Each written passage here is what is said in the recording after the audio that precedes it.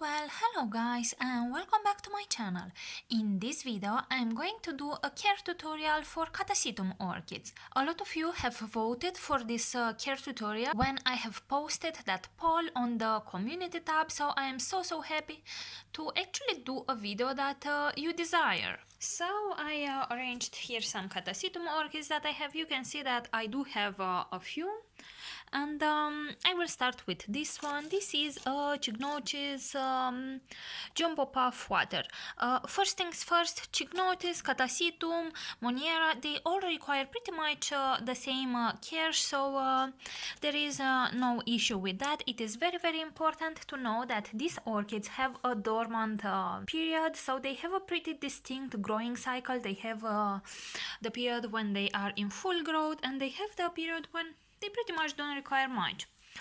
So it is very important to know this cycle, to recognize it, because that will be of a great help when you actually want to care for the orchid. And of course you are going to ask, what should I do? Should I water? Should I fertilize? So those are questions that I am going to respond in this video.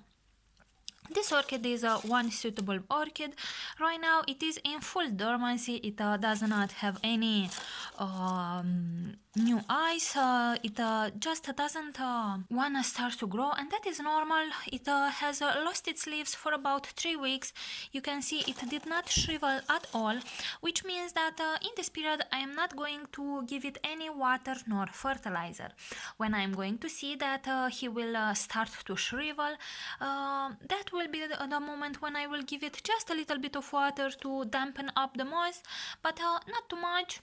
And when I'm going to see a new eye starting to form, like on this one, this is Catasetum Taiwan Gold Orange, like this one here.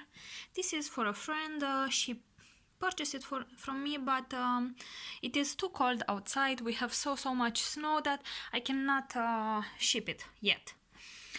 So when I see that eye starting to form, I'm starting to give the orchid just a little bit of water. It is not very complicated. You can see I put a little bit of water through the pot. It went through in the tray. I'm going to leave it for a few hours, and then I'm going to dump it out. The orchid is not yet in the growing mode, let's say. It does not produce roots, so at this point you should not really water it, but I saw that this newest suitable started to shrivel, which meant that the orchid needed some water. Then the new eye will grow some more. This is my Monniera Millennium Magic Witchcraft. It started to grow for about a month, and as the leaves started to unfold, the roots were at least 10 centimeters in length. I started to give the orchid just a little bit of water, and we have repotted this orchid together a few days ago, so I'm going to put a link to that video at the end of this video and in the description box below. So at this point the orchid started to grow, and it really needs water and fertilizer a lot. The roots, as I said, are at least 10 centimeters in length, so yeah.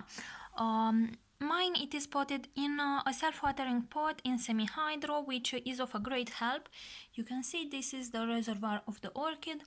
At this point it really consumes the water fast, because it has only about 6 to 7 months to become this large. So you can see that Catasetum orchids have this habit that to grow quite explosive, let's say. When the pseudobulb is so little, they pretty much explode to the next level. So this is the pseudobulb when my Catasetum Wine Delight was a seedling, very small, smaller than this one, and then it pushed up this huge new pseudobulb. This was the newest one, from which it has bloomed, but some slugs ate some of the buds, so I just cut it away. I didn't like the looking of it, but anyway, that is no issue. I just wanted to point out that these orchids do require a lot of water and nutrients to grow these huge structures. So through the summer your orchid will start to push up the pseudobulb, and you are going to need to water it quite often, reason for which, in case you potted him in bark or in a mixture with moss, you will pretty much be drained of energy, because you're going to need to water the orchid almost daily. This is why I prefer semi-hydro, and I have put my wine delight in a semi-hydro pot, and even this one drank so fast the water, reason for which beginning of this year I started to move them into self-watering pots, because if this orchid consumed the water in 1 week, this one will have the water for at least 2 or 3 weeks. At some point after the final leaf grew, you are going to see the leaves starting to yellow and fall. As you see, I have pretty many of them here. This one started to yellow as well. Some of them will push up the spike before they go into dormancy, and some of them after, like you see on this one. This one doesn't have any more leaves, and just after that started to push up the spike, and this one did the same, because they are pretty much the same orchid, and just after that started to push up the new growth. So each and every single one of them, it is different. This is why I say it is so important that you water and fertilize these orchids as much as they need in the growing cycle. And just as a comparison, I fertilize them in their growing cycle at every single watering with at least 150 ppm of nitrogen, which would mean about 350 ppm in total. Now you can measure these values with a TDS meter. It is super cheap on Amazon and on eBay. I will put you a link down below. And that is how I get such big pseudobulbs. You can see that this pseudobulb is way larger than the previous one, and that is how they will continue to grow. I think watering and fertilizing, it is the secret to grow these orchids successfully and to rebloom them. So if you take that into account, other things like the media you are using, or sunlight, or temperature, humidity are less important. Just to mention, the temperatures these orchids require in their growing cycle are about 20 to 35 maximum Celsius in their growing cycle, and about 15 to 20 Celsius in their dormancy period. Now, when they are dormant, you should not water them. You can just keep them in a place where they don't really have light. That doesn't really influence when and how they will push up the new growth. Once I see the new growth, I move them into a higher location. Some say that the light levels influence if the spikes or the blooms are going to be males or females. I didn't really encounter that so far, but I don't know. If you want to take that into account, take it. Once they are approaching their end of the growing season, you can increase a little bit the lights, so maybe about 3000 to 3500 foot candles would be enough to make them bloom. That is what I give them at least. It is no problem if you are going to see burns or I don't know, any sort of patches, because these leaves are going to fall anyway. They are deciduous. Again, these orchids are super prone to having spider mites. I do have some here as well.